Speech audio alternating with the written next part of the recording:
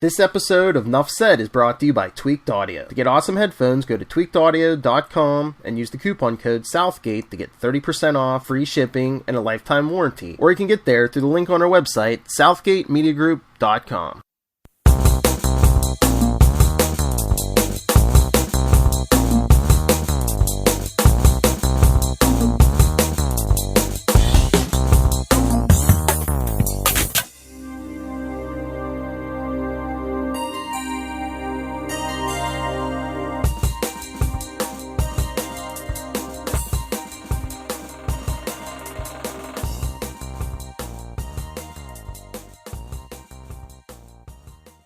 In a world of capes and lunatics, gods and monsters, there are those who stand between we, the human race, and those witches, robots, mutants, and others who threaten our species. Are they the heroes or the villains, or are they a mixture of both? The agents of S.W.O.R.D., the agents of S.H.I.E.L.D., and those in secret. We will investigate them all, for this is Nuff Said. I'm your host, Charlie the Professor Esser, and with me, as always, is my skinny rich friend. My skinny witch friend? My skinny witch friend, or my skinny rich friend? You never know. You never know. That's all. Watch out for that purple magic.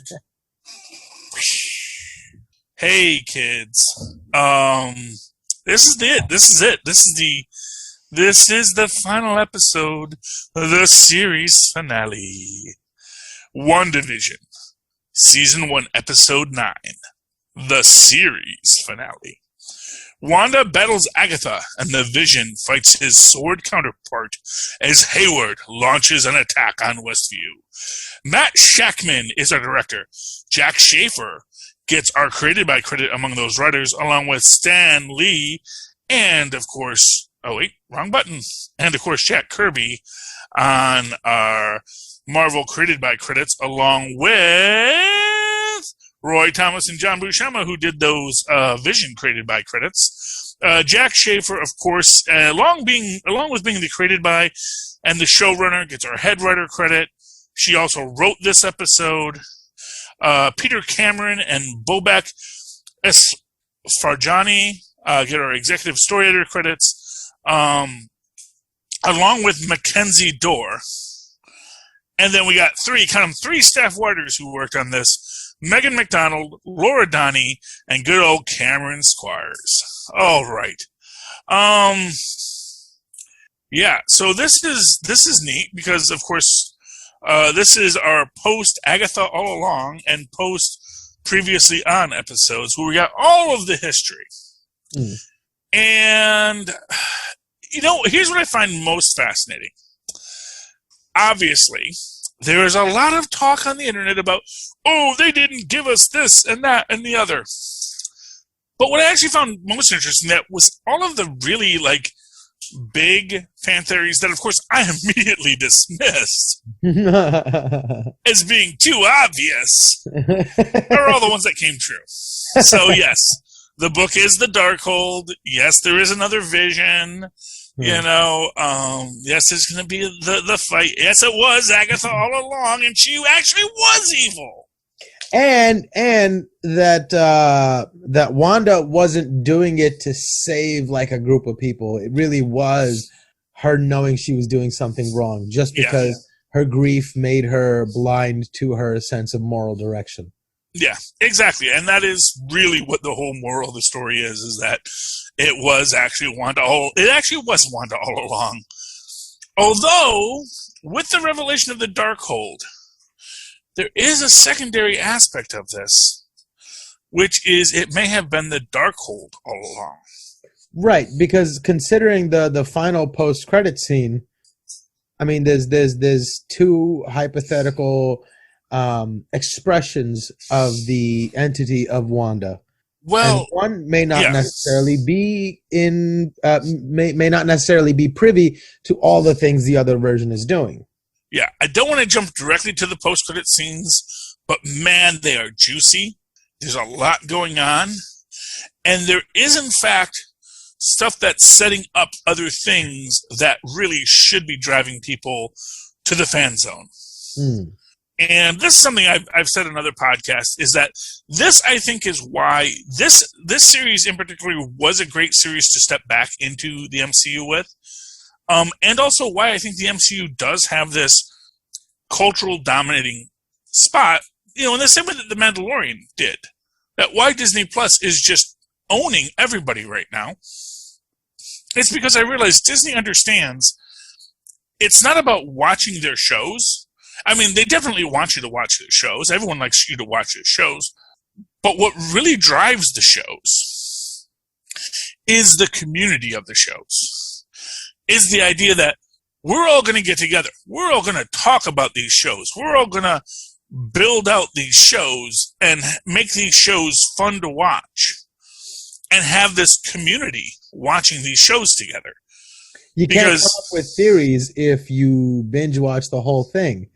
And we can't talk to each other about theories and have expectations for whether or not they will pan out. And that whole cultural scene is different than what Netflix does, for sure.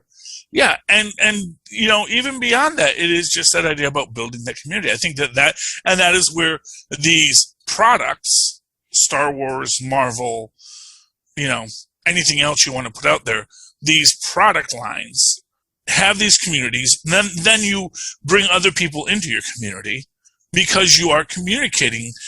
It becomes this great way to have a social circle, especially in our current, COVID bubbles.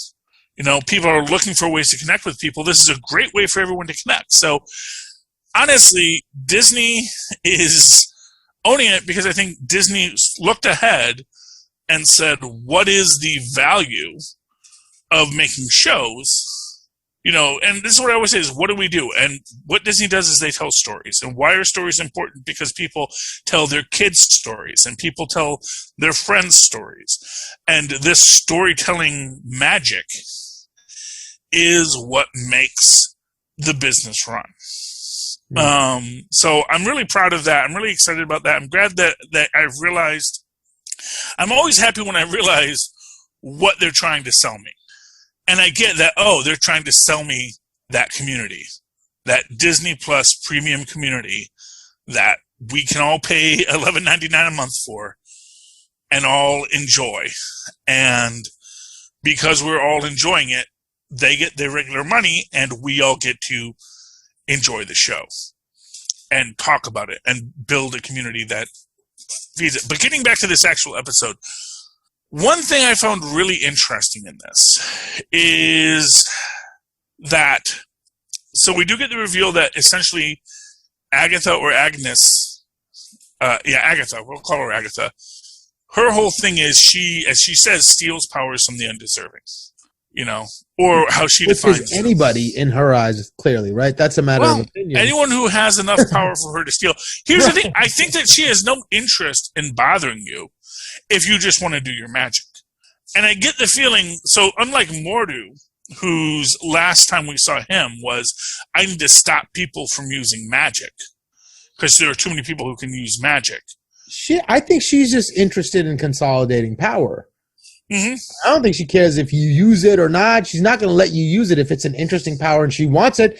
Give me that. That's who she is. But here I think is what is, and this is what I will say is, first off, the most brilliant thing they did in this series, the biggest subversion of expectations is they didn't have, you want power? Have all the power! Blah, blah, blah. They didn't do that trope. And here's the thing. They could have very easily done that because by the end we see, oh, wow, Wanda's fighting her. Wanda is really, in many ways, having some great dominating moves in this fight. But she's outsmarting her. Yes. Well, that's the thing is Wanda's also running the whole hex the whole time. So she basically, this chaos magic that's flowing through her is all of chaos. And that's why really she really would not have been able to be the vessel for it. She was not primed to be. Agatha should have been smart enough to know, am I getting all this power? Hey, the hex is still up. How can I be getting all this power? How could she be weakening if the hex is still up? Exactly. So clearly, this is a farce. Exactly, and that's when we get to that. When we get to that brilliant turn at the end. Yeah. The whole thing, and that is one of the reasons I really love this. I loved this ending, and there are people that are mad about it. I don't know why. There are people that are bad about Coming to America as well, and I don't even understand that. It's like, I don't know what you were expecting from Coming to America. It's an Eddie Murphy comedy. He puts on some crazy suits. He does some broad characters, and then there's a little story in between. That's why you go to an Eddie Murphy movie. But here's the thing. So let's get some plot lines here. Let's talk about some great scenes. One of which is, of course, Wanda keeps on outfoxing Agatha. Because, they're doing the fight, and then, of course, but Wanda hits her with the car. Yeah. And that is, and then you get your little Wizard of Oz reference with just the boots left behind. You get an interesting thing here with Ralph and Monica. And you also get the idea that and this is one of these things about, clearly Agnes is still in Ralph. Ralph isn't just on autopilot. I think he has a lot of control, but he's like an AI drone. It's like the drone can correct itself, but it's not going to instigate anything. And I think that's exactly how Monica eventually gets the domination on him, because Agatha is otherwise occupied fighting. Because when they first do a confrontation, obviously Monica defeats him. Oh, I'm sorry, Ralph defeats Pietro defeats Monica very quickly. Does her super speed thing, does the little flicky thing. So do you think Ralph inherently isn't a speedster? It was just...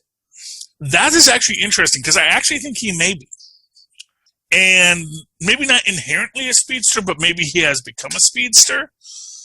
And the reason is because there is a deleted scene that we do not get. So we're going to say right now, release the Shankman cut.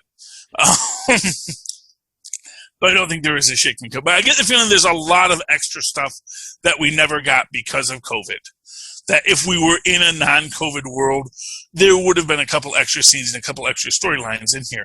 And one of them is this idea that Ralph, Monica, and the kids were going to confront Mr. Scratchy. Oh. Yeah, Senior Scratchy, yes. That they were at what that is. They never panned that out. Well, that was apparently the pan out, is Shankman on, I think it was Fat Man Beyond, there was a scene written where those four, it was interesting that they brought Ralph along, because it says, well, why are they bringing Ralph along, except for the fact that maybe he has, because they said the kids knew the book was down there, but I get the feeling that maybe Ralph wasn't completely useless. Which makes me think he might have had powers. Have some sort of strategic upper hand, making her think that he's, still on her side. Yeah. Well, I mean, the whole Ralph and Agnes question is the big dangling thread at the end of this. It seemed to me by the end of it that it was more just like Kaiser Soze reading names off of a bulletin board. Like she was just making up Ralph, and she knew this kid Ralph that she turned into this, so it was an easy name to remember. So as part of her improv, that was just one like little go-to thing that she had. I mean, yeah, I do think that's entirely possible that it was not, that she never really was. I can't hear you. Hey, can you hear me? I can't hear you. I can't hear you. No. Unstable. Tristan, can you check? Okay, Tristan, check the Wi-Fi. Wi-Fi may be getting a little hot. Is it overcharged? Okay, there we go. Yeah. If the Wi-Fi gets a little overcharged, it gets all excited. But right. So I wonder if Ralph actually either was or is a working actor, because he's got a house in New Jersey. And it does seem to be that this is Ralph's house. Now, maybe it's his parents' house that he just inherited. No, but he's on like the Con Ed bill, so. Yeah. Well, I mean, he may have inherited. That's why I said he may have inherited. Gotcha. So he may be from Westview, New Jersey. He was or is an actor. Maybe he has some money saved, or maybe he actually, maybe he's the face of hemorrhoids in in New Jersey. Although, is it just he has the work out that he's getting his residuals from? Right. I was just thinking he looked much younger in his headshot, and I was like, that's all headshots, right? Yes. Well, he has his headshot. Yeah, and and he has the one where he looks young and the one where he looks old. Because fair enough. As I pointed out, the most fascinating thing about this is when they cast him, I was thinking, wait, isn't he like way young? He's actually like 34. He's actually older than the real Pietro and Wanda. Huh. And it's like, oh, wow, he just has a baby face. So, yeah, he's leaning into his baby face, which makes me think he might have been a child actor. Right. Like Mr. Shankman, because he also was a child actor. And the idea that, he has his money. He is an actor. Maybe he had a short-lived sitcom, on ABC at some point. Maybe he and Urkel had a crossover. We don't know. But the idea that, so exactly, because this is my big crazy fan theory. We will see Ralph Bohner again. But here's what's going to happen. He's going to get his 15 minutes of fame. He's going to meet someone who's going to say, you know what, you need to rebrand yourself. Bohner, it's a bad name. You should call yourself Simon Williams. And he's going to be Wonder Man. And then we're going to get him back with White Vision when we eventually do the next season of Simon and Vision. In fact, it'll be called Simon and Vision. Like Simon and Simon, but Simon and Vision. And they're going to solve crimes. No, but let's get to Vision and Vision first. Right. I mean, in the beginning of the episode, you should have said Vision fights off his Hex Construct version of himself. Well, or the Hex Construct Vision fights off the robotic Vision. It's basically Godzilla versus Mechagodzilla. No, but Mechagodzilla is the real Godzilla in this case. Is he? Because that's the question. Well, that's the Ship of Theseus question. Right. But he's more Vision than, it's like, I guess if it brought him into reality, but the history of Vision lies, like the marks, the movement of time were left on that Vision, But here's the question. Here's the thing. So, and that, of course, is our big library scene, is Hex Vision does a Ship of Theseus paradox or logic paradox on White Vision. And it is an interesting concept and structure within it in the sense that as they're fighting, Hex Vision pulls the traditional how do you defeat a robot, you give it a logic puzzle. Because he says, I am here to destroy the Vision. He says, yes. But am I the real Vision, or am I merely a conditional Vision? And then he goes, because he knows he is a robot, and he says, please elaborate. And this goes back to what was said in Infinity War, where Bruce says there's a lot that goes into Vision, and maybe the best parts aren't in the Mind Stone. But at the very end of this episode, we have Wanda say that Hex Vision is the Mind Stone that is always within her. And this goes to my deeper theory on all of this. It was a personification of that energy. Well, is it though? That's the thing. So, and this goes to the entire question of the Darkhold. Now, as you and I both know, why would he walk, talk, and act like a Vision, but not have the memories of a Vision if it wasn't that manifestation of like the personification of that energy? If it is at all, I thought she was just saying it as a metaphor to be nice to him, because what he really is her memory of Vision. Or does the Mind Stone have its own agenda? Okay. Here's the thing. Now, I always say don't go by what's in the books, but obviously they did go by some of the stuff that's in the books because they did have it be a crazy lady melts down be the impetus of all of this. But within that is this idea that the Mind Stone has been manipulating things all along. But the Darkhold is also manipulating things all along.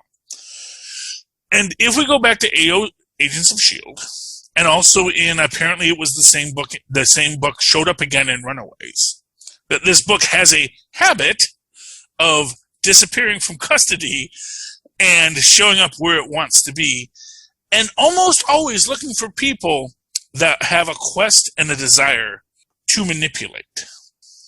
And that's the point. If we go to the comic books, the Darkhold is actually one of the objects of power created by a character by the name of Chthon, CH''THON, which is, apparently it might be a Lovecraft, like the word might be from Lovecraft, but the fact is that because Lovecraft just says it exists, like sort of, what's his name? Sumagorath. Like Lovecraft wrote the word Sumagorath, but did not say what Sumagorath was. So as a result, Marvel could use Sumagorath and define it without it actually crossing into rights issues with the estate of H.P. Lovecraft. And H.P. Lovecraft is now public domain. So no one has to worry about any of this stuff anymore. Which I think is actually why we have Marvel Conan books again, because Conan is actually public domain now. So, yay, Conan. So Chthon created the Darkhold as his method to get back to Earth after Chthon was sent out of Earth by the elder god Gaia. Now, in this episode, there is one of these moments where Agnes, when she actually starts talking about the Darkhold, saying there's a chapter in the Darkhold about the Scarlet Witch, she is standing in front of a sign that says, with the power of Mother Earth, which is basically this great cleansing project. You know, get things cleansed with the power of Mother Earth. Mother Earth, of course, is who cleansed the Earth of both Chthon and Set, the two other elder gods of the Marvel Universe, and also gods who, unlike Mephisto, could easily slip under the radar of Chinese cinemas because they are from this universe. They're not extra-dimensional beings, but they are ancient beings exiled out by local beings. So it's interesting. And this is why I always think that, I think people actually know what they're doing over at Marvel. I think that they are thinking, okay, here's the problems we have. Here's what we need to solve. How can we fix this with what we have? And they say, well, technically, we can't do Mephisto because he's the devil and he's real Christian-y. But, we have all these other ancient elder gods from the old Lovecraft stuff that we could also use, because Set is also another Lovecraftian deity, but Set actually relates to other pre-Lovecraftian things, so they could always use Set.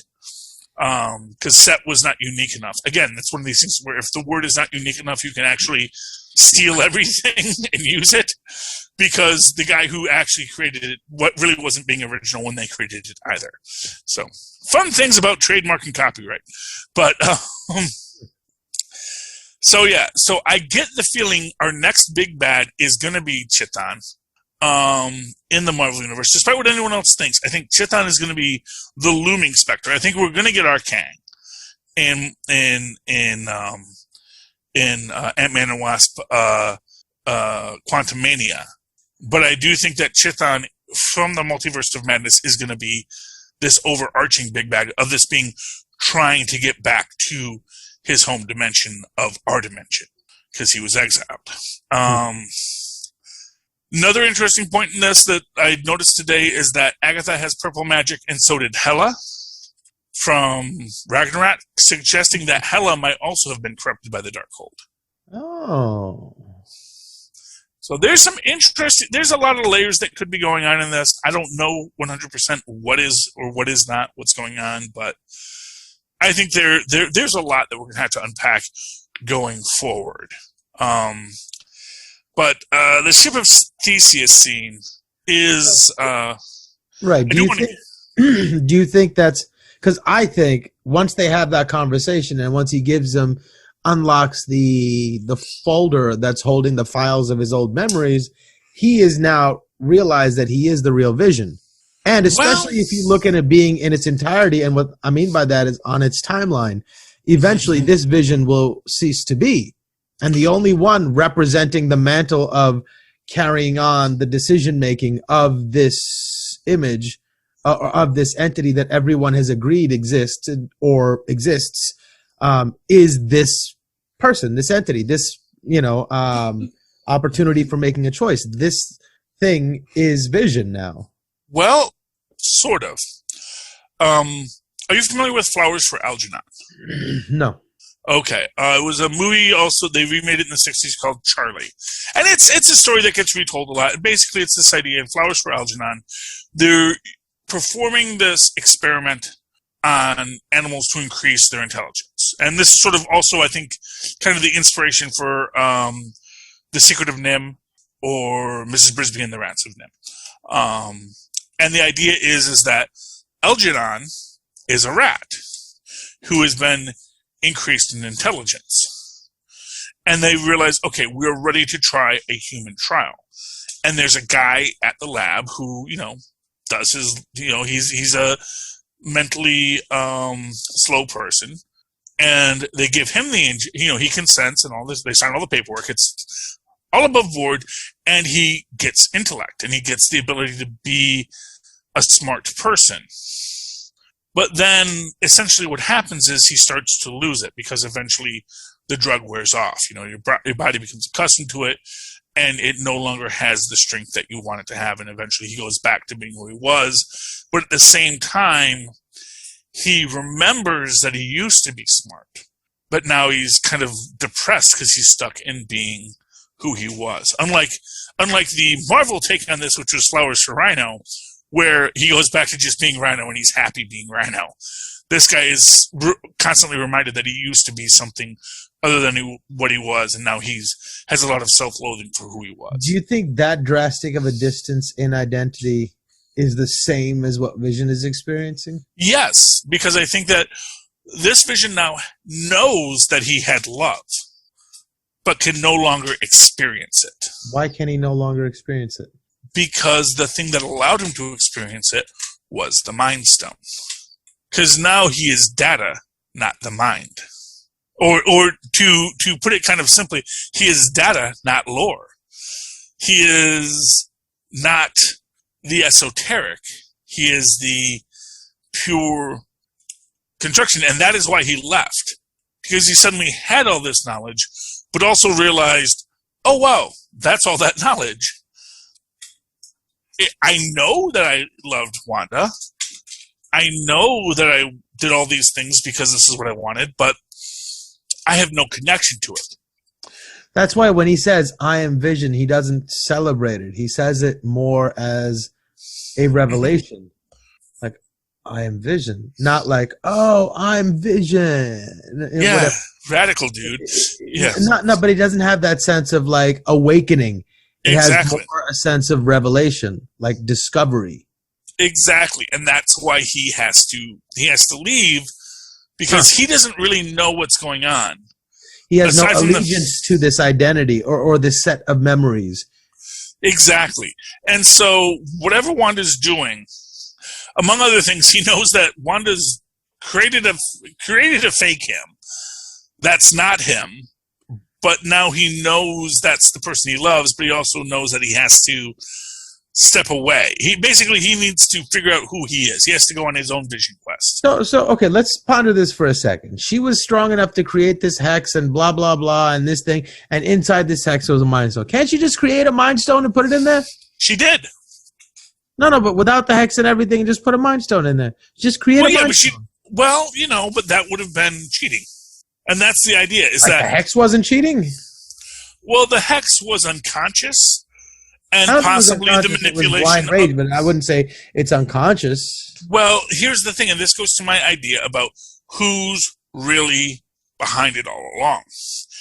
And I think you can maybe even establish this idea that there is these competing energies. So even if we don't want to like really present Gaia, but maybe even have Gaia as a concept, that the Infinity Stones joined is the structure of life in the universe, and that is Gaia.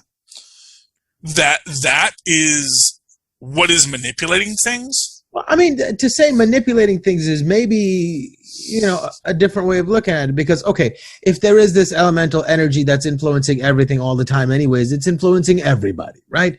The fact that you decide to react to it is a certain measure, your fault, or you have to share some of the blame. So you can't say manipulating. It's like that thing is ever presently there, just like gravity. Just because you push somebody off a stair, can't say, "Oh, gravity took them." Like, no, but you chose to push that somebody. It's like it's ever present. So you can't say manipulating. It's just how we react to the energies that are always floating around us. True. Except when gravity becomes sentient. This is the old, as I always, my favorite quote. As a function of how the universe is as we enter it, whether it has sentience or not, it is a function of. Well, no, because if it has sentience, in which we exist.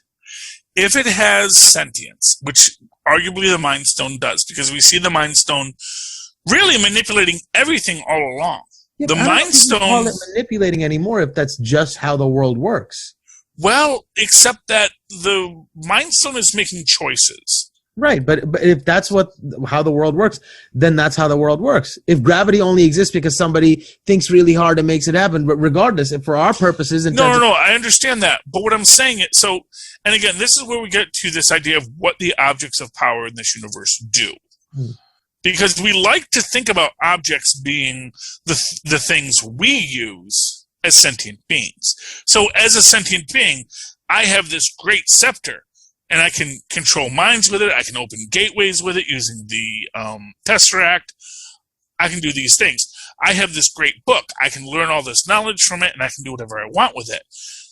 But then you have to ask, well, except that the stone, the scepter that told you that you could do all these things with, first off, the person that's trying to collect stones gave it to you, which makes you wonder, well, why would that person give up that stone unless that stone told him, give me to that guy, because I want to go there and do this thing. And so the Mind Stone and they've said the Mind Stone was influencing Loki the whole time.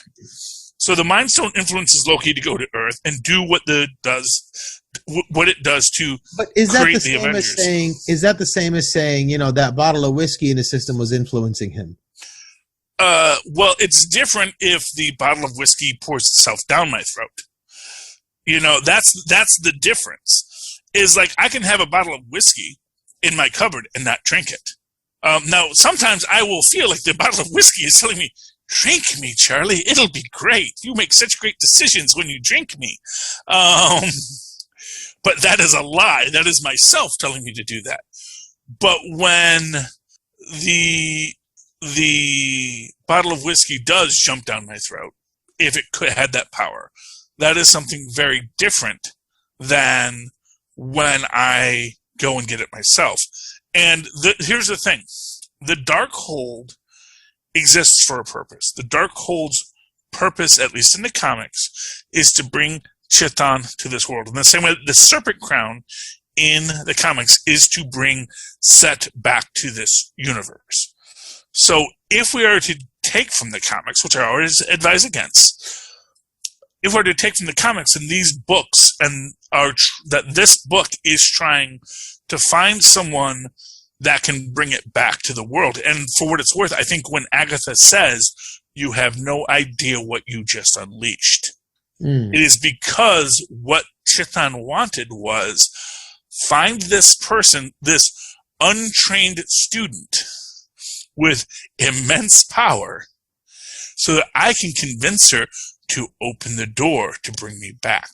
So here's the thing. Then what was she planning to do with it? She just wanted, well, I don't think she thought that far ahead. Or to be more specific. No. It's just a weird thing. Like, at first she's like aching for the power, give me the power. And then she's oh, you don't know what you like. What were you planning to do with it? Because everyone okay. Mozz, everyone who makes a deal with the devil always thinks they've got it figured out. They always think they outsmarted the devil. That's the point. They genuinely think it's worth it, Yeah, but the idea was that she felt, okay, there's a Scarlet Witch.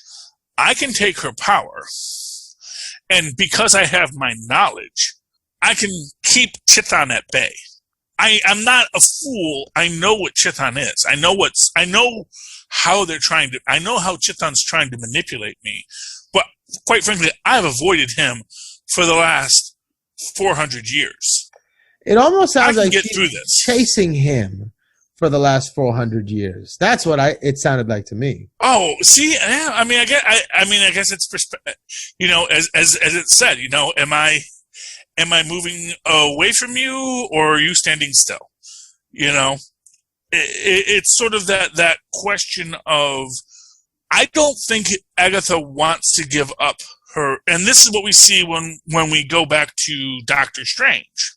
And what Dormammu was doing, who also has purple magic, which suggests that maybe Chthon ran to the dark dimension. That what Dormammu does is Dormammu does take away your sense of self, does take away your will, turns you into a mindless one. And that idea of just having that meat puppet, is what they want. They want to just control things and have everything in this static state. This timeless state. But that obviously Agatha doesn't want that, wants to use the power but not pay the price. But as, Monaco Prince of Magic, which we did not get our freaking Dick Van Dyke cameo as Monaco Prince of Magic, which completely no reason to think that would ever happen except that it would have been cool. It would have been cool. That's why.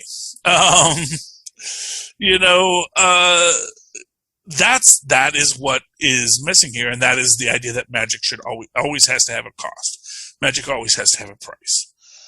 And the idea that you can get to use it without the cost, which arguably is the point of the Scarlet Witch. Because the Scarlet Witch is essentially chaos magic, and the cosmos is chaotic. That all the energies of the chaotic universe flow through her.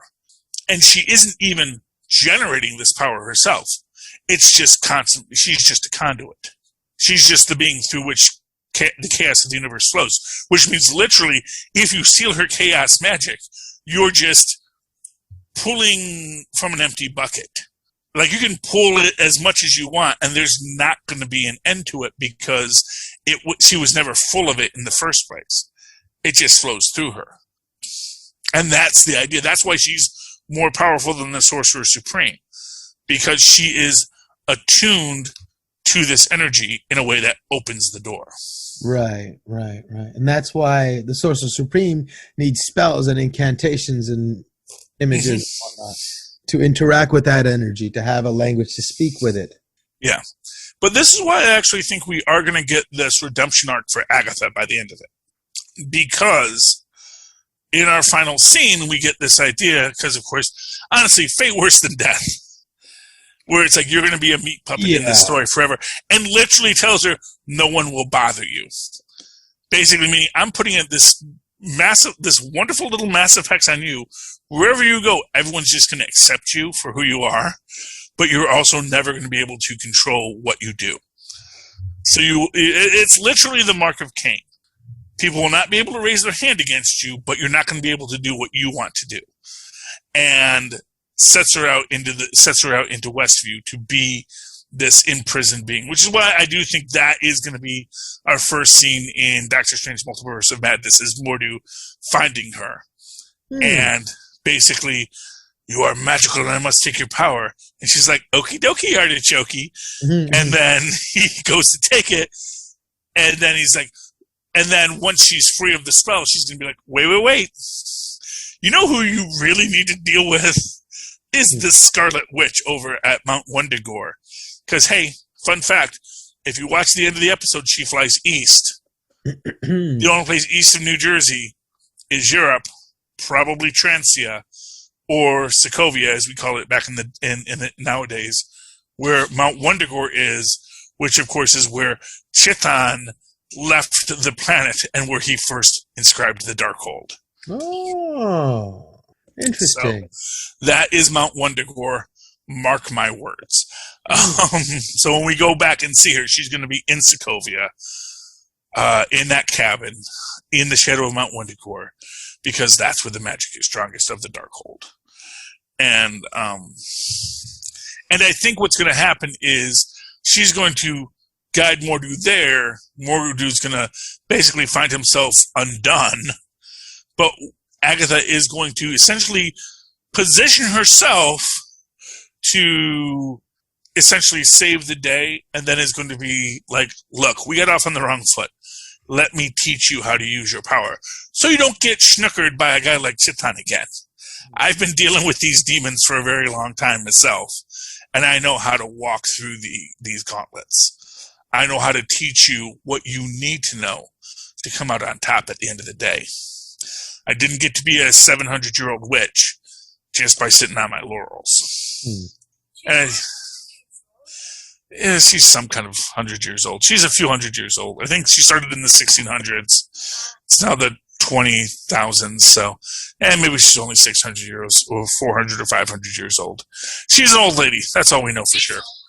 Yeah, that's Tristan I'm talking to on the side note there. Anyways, we didn't get a lot of the kids. We didn't get that much of Monica as much as I would have liked to have. I mean, we got that great scene where the kids use their powers and she uses her powers. Everyone gets a nice power scene. The scene where she reads them, or she puts them to bed, she tucks them in, and they leave, and knowing that they're not going to exist in a little bit. That scene was powerful and tough to watch. Yeah, it even is. Though they weren't in that scene, but knowing that she's sitting there knowing that her kids are being unmade right now was really, really powerful. Yeah, although, maybe there's the argument, as she says at the end, with Vision, which is that you're the part that always exists. Because she does tell those kids family is forever. Right, and at the end, in the extra scene, the post-credit scene, you hear the kids going, "Help, help, Mom, help." And she goes, "What?" And it's like, "Oh, okay." So, maybe because she brought them into existence in that hex, it forced them to coalesce and become in existence in other universes as well. Well, along those same lines, she makes the statement, "I'm glad you chose me." Right. What did that mean? Well, it could mean that, yes, these are living beings, and if we are to go with some kind of a guff theory of the universe, that is the house where the souls of the unborn live, that these are the spirits that chose Wanda to be their child. Now, an interesting aspect of this, because presumably we are going to get Speed and Wiccan in a future Young Avengers kind of story, because we already have Stature, and we do have other Hawkeye, that we are going to get these kids back. And they were intentionally chosen to be kids who could, by the time we got that, they're going to be teenagers. And they're going to no longer be Billy and Tommy Maximoff or Billy and Tommy Vision. They're going to be, well, I guess they were always Vision. I guess they took Wanda's name and that was Vision Maximoff. But anyway, they're going to be Billy Kaplan and Tommy something else. I forget what Tommy's name is. But, and they actually had a whole life in the universe. Tommy is the Quicksilver one. Billy is the Scarlet Witch one. So Tommy is Speed Yeah, Speed or New Asgardian is his new name. The new Asgardian. He doesn't go by Wiccan anymore. Although sometimes I think he goes back to Wiccan. But it was a whole thing because he said, there actually are Wiccans. But if you do want to study witchcraft, that is a legitimate magical path you can follow in the Marvel Universe, and you can study that, and then you can see how your powers can be used within it. So it's interesting how they actually build it out. Let's talk about the runes real quick, because that again goes to Wanda outsmarting Agnes because they go into the big fight, and then we intentionally see Wanda is shooting her fireballs at her, but keeps on missing. Like, kind of these wild shots that clearly aren't landing, but they keep on hitting the sides of the wall. And that's where she builds her ruins, because she has learned and memorized, fun fact. Although, argue, that was an interesting thing. Like, she was in Agatha's mind. It makes me wonder how much she took from there. That maybe she actually just downloaded all of Agatha's mind, or all of her magical knowledge while she was in there. And it's like, now I have it. I don't really need you. Although that can feed into that idea about Vision, White Vision having all of the knowledge of Vision, but none of the theory and esoteric quality of that knowledge. And I think that's where you're going to come, I think there is this possibility that Wanda downloaded all of Agatha's magical knowledge into her head, but doesn't know anything other than how to build a spell, not how to create a spell. That's the difference between a master's degree and a doctorate. Is a master's degree, you show your competency at using a skill. A doctoral degree is when you show how you understand this skill in a way that can advance the skill itself. At least depending on that is arguably what I've been told about what the PhD process is. I don't know. I've never been that. I'm a high school graduate, so, I don't really know about grad school, but that is what I've been told it is. And so I get the feeling that Wanda has that knowledge, but maybe doesn't have the depth and skill of what 300 years with that knowledge would give you. And how to essentially, she can read the spells in the book, she doesn't know how to write new spells. And that becomes the difficulty, but that is the kind of thing that Chithan is looking to manipulate. Because Chithan wants to get back. But of course it also has to fight with beings like the Mind Stone that says, I don't want you to get back. That's why I created the Scarlet Witch in the first place. Because you have these cosmic entities playing this cosmic chess with all these little people on the board. Because who's going to dominate the universe, and who's going to be the force? Is it going to be the force of life, or the force of death, or the force of chaos? That's what we get to find out in the future MCU, and that's why we keep on coming back for it. Okay, so also there were two Wandas in the cabin on the lake at the very, right? So if those are two different versions of Wanda, possibly pulled, because she is a multidimensional being that has the greater control over her expression in each dimension than other beings do. So if she pulled another version, could the Wanda in the Hex have been a version of Wanda that, the Scarlet Witch version of Wanda, or that, our version of Wanda pulled to put her into this situation? Because she still gets to live through it, because it's the same consciousness. She can visit any version of herself. So she's still living through it, but that version of her didn't have the concept of what the broader Wanda was doing to these people. That's why when Agatha wakes these people up, it's a surprise, like, oh my God, how horrible. It's like, you paid a bodyguard to watch you, and you find out that he's been doing terrible things to protect you from these people. And you're like, hey, but I didn't sanction all of this. It was that kind of a feeling. So it was like, maybe it was a whole different version of Wanda there from the beginning. Well, see, that's an interesting concept. I mean, one of the ideas that we're seeing here is this, because we see this similar to something we saw Doctor Strange do. But in that one, Doctor Strange is passed out while his astral form is doing this. What you're essentially seeing is Wanda splitting her consciousness. So her daytime self is living its life almost as its own meat puppet, as her astral self is doing its own thing, and studying the book, turning the pages backwards. That is a very interesting thing. I don't know if you've ever noticed that. Almost anytime someone reads in a animated or CGI universe, they always read the book backwards. If you ever watch a cartoon and watch someone reading a book, they're always reading it backwards. Why is that? I don't know. I assume it's a flipping of the animation cell. Yeah, but they should be smart enough to reflip it to get it to look right. They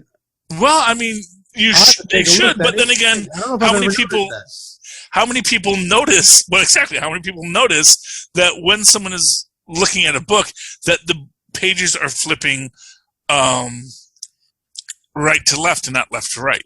Because we read right to left, but we flip the pages left to right. So it's just an interesting thing that if you look at it, you'll see that the pages are moving in the opposite direction. But then again, they're in the mirror universe, so maybe that's what it is. It's showing that it's Widdershins instead of Diassel. Or maybe she just wanted to see what was on the last page again for context. Yeah, it could be that too. There could be that other reason, but it is something you will see. And basically, it's a thing in cheap animation. Is you'll notice that as people are reading books, it's always they're reading it from the other direction, not the right direction. And I think it just has to do with the fact that they draw it one way, and then when they flip the image onto the cell, it actually just reverses it. You know, it's something someone pointed out to me years ago, and now it's oh yeah, I've noticed that someone had pointed out this thing about in the '90s X-Men cartoon. If you ever watch Beast as he's reading books, he's always reading them backwards. You know, even when he's hanging upside down, he's reading them backwards. So. So yeah, fun Easter egg for watching the old '90s X-Men cartoons. Yeah, it's just cheap animation in that case, but right. You know, but as it is in this case, yeah, she is turning from right to left rather than from left to right. And you know, but then again, that's because it's magic, and who knows what it's supposed to be. Who knows what? I don't know if the language is written left to right or right to left or up to down. You know, or down to up. You never know. Anyway, so yeah, I think that's supposed to be that this is her, that she is basically splitting her mind, and her mind is doing other things, sort of in the same way that, you know, Doctor Strange, where I've seen 1,000,005, 11 million different ways that this ends, and only one worked, which, you know, in an infinite universe, 1,000,005 is like not that many, but right. we're going to let him have his day. That's all the time he had to search so far. Yes, so far. Although he had a time stone, which means arguably he could have had as much time as he wanted. It's, you know, kind of like a TARDIS. It's like, well, technically, maybe he just stopped when he found the first solution that worked. Maybe among the next million or so iterations, he searched, it worked a lot many more times. He's like, you know what, this one works. Yeah, let's try this one. I'm not sitting through that again. And arguably, as has been suggested, you know, really that you just need a thing that can work in the long haul that doesn't require everyone making a lot of personal choices that can disrupt it, like Star-Lord punching Thanos. Basically, you have to say, you know what? Star-Lord's going to punch Thanos. Thor's not going to go for the head. And yeah, it'd be great if they both do that. That would be awesome. But I have no way to prevent either of these things right now. So let me just assume the worst case scenario. Because really, I mean, that's the thing. It's like, maybe it actually works and we get the thing off of him, and Thanos, Star-Lord doesn't start punching Thanos for no reason. Then, okay, great. Problem solved. You know, we solve it, we deal with it, we work from there. You know, Thanos kills all these guys, but I've got the Infinity Stones. I go off back to home. They can all die. I don't care. Not my problem. I'm the Sorcerer Supreme of the universe. But in this, but I think it's meant to echo that, because we are setting up for what was supposed to be the next thing we saw, which was into the Multiverse of Madness. But of course, this got shot early. That's also one of the things that people say about this, is that, you know, a lot of the stuff that people obsessed about probably would have been cleared up in the other stuff that we were supposed to see. You know, as someone pointed out, you know, we might have mutants in Black Widow, because maybe we're going to meet Ursa Major, or maybe we're going to meet what's his name, Colossus.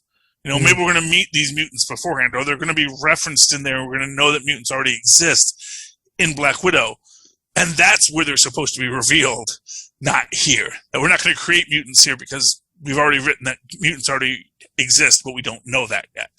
Or it'll be mentioned in Eternals, where we also get the same thing with the Celestials. And there may be a lot more that's going to make a lot more sense once we see that stuff. But we haven't seen that stuff yet because this wasn't the order it was supposed to be released in. WandaVision just got lucky because it was a bunch of set pieces, so that was the one that they could release first. Which just goes to show you how funny television works sometimes. Anyway, here's the biggest question that no one is talking about. The Skrull who meets Monica in the theater, and here's an and again, one of these questions where you're looking at Jimmy, because first off she says, "Hey, command suits you." He's like, "Well," and he does his whole all shucks thing. But then this other FBI agent walks up and says, "You're needed in the theater." Meanwhile, we see Jimmy setting up where everything is going to happen. He doesn't say anything when this girl says, "I need you to go to the theater for debriefing." And Jimmy, being Jimmy, setting up everything, could have been the guy saying, "I didn't say that's where we're debriefing people yet." So Jimmy may know more than is going on, and that may be a whole big thing. Jimmy may be aware of the secret invasion, and just playing it close to his vest because he knows what's going on, and other people know what's going on, but that's not for public consumption yet, especially when he sees the Skrull just walk out of the theater and say, "Hey, you're needed in the theater," thinking that he's a goofball no one knows. But she makes the point that it is a friend of her mother's, which, of course, everyone, she must mean Nick Fury. No, Carol Danvers. Could be Carol Danvers, too. That's who I thought. It's like your mom's friend knew you were grounded. She needs your help. And she's always like, she told Captain Marvel, "Can I meet you up there?" And that was what the whole thing was. Where are we going to go? Up there. I've always wanted to go up there. They would never let me. Now I'm going, Yeah, see, now that's an interesting take on it, one I had not thought of, because I was actually looking for the evil. Interesting. Because it struck me, because here's the thing, what a lot of people are theorizing, and that's good that it's actually Captain Marvel that's sending for her, that Captain Marvel's actually in charge of things, and that's why she's so standoffish, because she's running this whole operation. But the other option that a lot of people thought is that it's referring to Fury. That Fury recommended her for the job, that Fury's the one that got things moving forward as they did.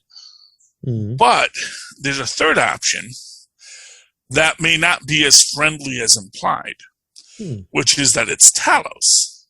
Oh. Talos was a friend of Monica's mother, but does that mean that Monica knew that was her friend? And this comes into that question of the secret invasion. And that's the thing. Like, the comic books say the secret invasion is the Skrulls. I want to say, no, obviously we've already established the Skrulls as a positive, although the Skrulls could try to take over. I don't think it's going to be that obvious. But now I'm thinking maybe it's just that obvious. And when we wake up with Fury in essentially a simulation of Tahiti, and he's sort of wandering out, kind of like, what's going on? It's like, how long has he been in there? Or like, do they keep him in there and out of the loop? And how often has Talos been Fury the whole time? And there's a thing when they first say about the stuff that's, the stuff outside of Earth, there's a lot of enemies out there. Monica immediately says to Hayward in the third episode, and a lot of allies, suggesting that obviously she knows about the Skrulls, obviously knows the Skrulls are allies, but maybe Hayward doesn't. Maybe Hayward doesn't know how many allies they have, or maybe those allies aren't as positive as they seem. And that goes into this very interesting question as you dig a little deeper, which is that you have this idea that, because here's an interesting, this is another side aspect of this. I think that Jimmy was stinging Hayward from the start.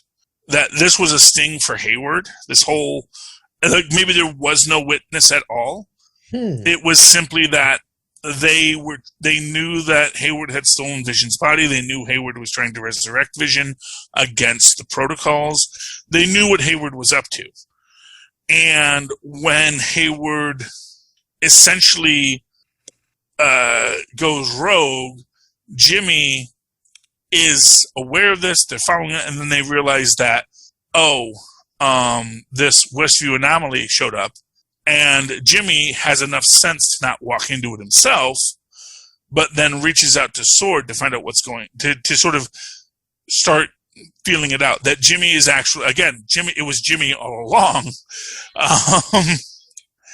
that he's trying to figure out what's going on and build this plan that's a little more in depth than anyone else is thinking. That he is actually, he's aware of Skrull infiltration, he's aware of Sword manipulation, and maybe that is where it gets into that idea that no one really was the villain. That actually Hayward even wasn't the villain, as you had suggested yourself, but that he also knows about Skrull infiltration.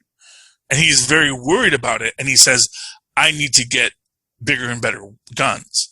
Whereas Jimmy knows, no, you don't defeat someone with a bigger gun. You defeat him with a sharper mind, in the same way that Wanda defeated Agnes. And I think that's what we're building towards. I think that there may be this idea that Fury is going to realize he has not been in as control as he thought he was. Like he was working with the Skrulls, and now he realizes that the Skrulls are actually working against him to establish their own beachhead on Earth, and are manipulating things on all sides of things to be essentially the lizard people that, secretly control the Illuminati. And I think that is what we're going to get in Secret Invasion. I think that's going to be something that goes a little bit deeper and is going to be where a lot of stuff gets blown up again, in the way that Winter Soldier blew up the Marvel Universe for S.H.I.E.L.D., I think Secret Invasion is going to blow up a lot of other things. And it's going to set up a lot of new things for the story going forward. But that's cool. Yeah, it could be. Or I'm completely wrong, which I often am. So don't take my word for it. Watch it yourself, because we're going to get all this stuff in short time. Falcon and Winter Soldier will probably lead into a lot of this, right? Probably, especially since that was supposed to come first. So I think basically we're going to get to be able to watch Falcon and Winter Soldier with the jaundiced eye of WandaVision. Say, I don't trust anything. It's all flourish. Now, here's what I'm going to say. If Jimmy Woo shows up, if Jimmy Woo or Darcy shows up in Falcon and Winter Soldier, I will plot. I will just straight up plots. In fact, I think they might be working that in right now. Honestly, the fact that Darcy didn't want to stick around for debriefing is really interesting. So she may be aware of stuff too. I don't know. She's like, yeah, FBI is here. Those 49% of those are Skrulls. So let me get out of here. She may know more than, because again, Darcy, like Jimmy Woo, they're both doing the same Columbo shtick. Everyone underestimates me because I don't present in the way they expect me to present. And they think they have the advantage because I play dumb. And that is there, which is, for what it's worth, why everyone says, why people have been saying we need the Jimmy Woo Darcy mystery series. We need these two in a van solving mysteries. That's what we want. Yes, but we never found out, Tristan. We never found out what happened to Agent Franklin. That is the great question. Although I did love, one of my favorite lines in this was when everyone's talking about what happened to them after they came out of the hex briefly, and that the postman, the delivery guy, just says, I'm exhausted. Because literally, I mean, for what it's worth, it's not that his life was great beforehand, but it's like all he does now is deliver constantly. And he's stuck inside a mind that he has no control over, in a body that he has no control over. And he just has a catchphrase. And it's got to be very exhausting to do that over and over and over. And his entire existence is just show up in a scene, say his line, don't shoot the messenger, and then wah wah. He is a living catchphrase. And man, that's got to be heck on a cracker. Yeah. So Wanda did all kinds of awful things to people, and I think the person who got it the worst was, of course, Agnes because it's happening to her. Everyone else, it stopped. Yeah, exactly. And did I say Ralph should change his name to Simon Williams? Did I mention that already? Yes, I did say that. Okay. Trying to remember there's so many theories I have to unpack for this, and there's just never enough time. I know we've already gone long, but anything you want to just absolutely get in before the end of this, Mozz? No, I'm super excited to see what this new Vision does with the understanding that he has a whole new way of understanding his own identity and what that means with the powers that he has. And what he decides to do with it when he maybe doesn't have a central core of what he thinks is right or wrong, or that might have changed now that he's looking at the world through the cold, logical eyes of ones and zeros. Yeah, and there's an idea I had in this, which is I was wondering if Wanda's eventually going to give him a Wally kiss, where if you remember at the end of Wally, where Eve, Wally gets back in his chest. I didn't see it. Oh, you never saw Wally? No. Oh, that surprised me. It's a good film. You might enjoy it. I've been meaning to. I just haven't gotten around to it. Yeah. Here's what I'll tell you. If you like silent films, it's good. And if you like wacky space comedies, it's good. And it has some deeper stuff to think about what it means to be human. But anyway, at the very end of it, so spoilers for Wally. So you can cover your ears right now if you need to, Mozz. Basically, Wally gets damaged. They have to rebuild him because he has all of the cannibalized parts from the other Wally units that had all broken down. And they rebuild him, but then he's also reset to factory settings. So he's just a mindless robot again. And then Eve basically realizes that the person or the robot that she essentially bonded with is no longer who he was. They touch heads in what is supposed to be like her goodbye kiss, but there's a spark, and that reawakens who Wally is. And he gets his soul back, essentially. Oh, wow. Because she was essentially storing his soul. I think that's what that, I know about, you're the part of the soul stone that is within me, which means that I have a part of you in me forever, and I will put it back someday? Maybe she's going to give him the Wally kiss, or maybe even she's going to say, I can give you that back.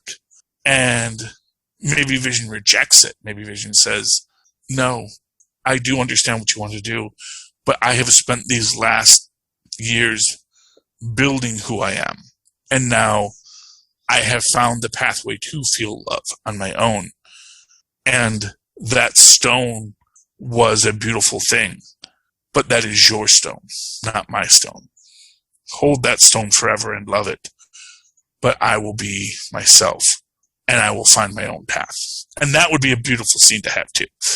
If you want to subvert expectations, that's a great thing where the robot says, no, I actually have grown beyond needing the magical device to make me human. Yeah. I don't need a blue fairy, Yeah, I don't have any desire to lower myself to be human. I'm a robot. I have infinite capacity to learn and blah. Well, I don't think it's about lowering yourself. Moral hangups. No, you can keep that myself. That was holding me back for too long. Thank you, but no, thank you. Good day. I said good day, sir. I can totally see that. Yeah, that's a much darker interpretation than I was going for, but that's fine. I embrace your darkness just as I'm sure you embrace mine sometimes. I was just saying he had evolved beyond it. Not in a bad way, but just saying I don't need to be in a bad way, but just to say, oh, you're just a human. You want me to become a human when I'm this? No. I don't, again, like I said, I don't think it's about becoming human. It's about re-accepting the Mind Stone as what made him. There's human. A way to look at it, like the Mind Stone made him weak. The Mind Stone led him down this path, and the Mind Stone. It's like, I don't think I need that sort of entanglement right now. Yeah, well, it's the entanglement. It's not that the Mind Stone made him weak. It's that the Mind Stone was not him. Oh, and he wanted to. He wanted to show. He wanted to be his own being that he had, and it's interesting that among the things that Wanda says that she made that her vision out of was blood. That you are wires and blood and, memory and grief and all that stuff. But that she actually does say that he is blood, suggesting that the essence of the vision is, as I've always said, the Horton cells, the idea of the synthetic cells that could regenerate, heal, and grow. And this idea that this vision now has to, as the Simpsons did it before, has to find his soul. When Bart sells his soul, he has to go through a trial to regain what it means to have a soul, to learn how to be a being who has a soul. And that is why I say I think White Vision may come to that point where he rejects the Mind Stone, because the Mind Stone is what it is. I am what I am. And there's more to me than just that. I was a voice without a body, and now I am a body and a voice and a self-direction.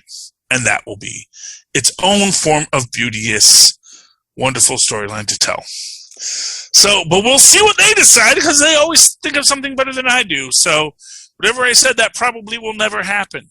But if it does, I'll be real happy it did, and then you heard it here first. Okay. Mozz, I hope everyone heard it here first, but they may not have, because they may be listening to this on sub-quality audio equipment, Mozz. It is a sin against cinema. It is a sin against podcasting. It is a sin against everything that you don't have proper audio equipment. But that can be remedied very quickly by going to tweakedaudio.com, using the coupon code Southgate upon checkout, and get a discount on high-quality audio equipment. Likewise, it's a completely unrelated thing, but if you really don't care about that, you just want to exercise your mind and say, I don't listen to podcasts, friend, except for this one. This is the one time I listen to podcasts. It's this show. But in my spare time, I like to do a lot of tabletop gaming, where I have a lot of strategies to figure out. And for those people, go to huntakiller.com, get an escape room delivered to your house, help Michelle Gray solve a cold case, and again, use that coupon code Southgate on checkout to save a lot of money. And if any of that interests you, or even if it doesn't interest you, go down to our show notes, go to Amazon.com. You know what to do there. Buy anything you want. I don't care. It's not my business what you want to buy. But if you buy it there after clicking on our show notes, it helps out the show. It costs you nothing, and that's always a great thing. And if you do any of that, or even if you don't, and they want to talk to Mozz Manzor, how can they do that, my skinny rich friend? Oh, they can email me at mozzmanzor@gmail.com, or find me on Facebook under Mozz Manzor. That's MOZZMANZOOR. And, of course, you can always write to me in that old-fashioned email way, the way our Mozz and Paz once did, at superconnectivityblog@gmail.com. That's superconnectivityblog, all one word, at gmail.com. And, of course, follow me on the Twitter as a live tweet the last episode of DuckTales, a woohoo, Monday nights at 7 o'clock, and it's a big, 2-hour finale, or hour-and-a-half finale, or 90-minute finale. I don't know. That's with commercials. At Charlie Esser. That's CharlieEsser. Look for the 2 E's in the middle. For what? For quality. Thank you, Mozz. Ladies and gentlemen, you have listened to another episode of deep and probing questions about the nature of the Marvel Comics universe. Come back again next week, when we will explore it again, and it may never truly be said. Enough said.